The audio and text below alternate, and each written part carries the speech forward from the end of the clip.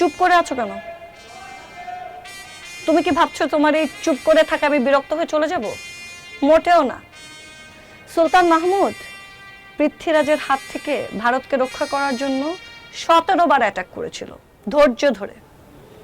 আমি তার থেকেও বেশি ধৈর্য ধরে তোমাকে 15 বছর ধরে ভালোবেসে যাচ্ছি।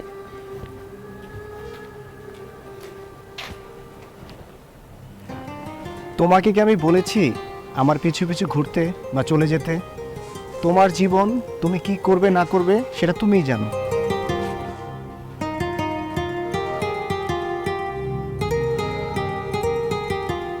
শোনো, তোমাকে আমি খুব ভালো মতো চিনি।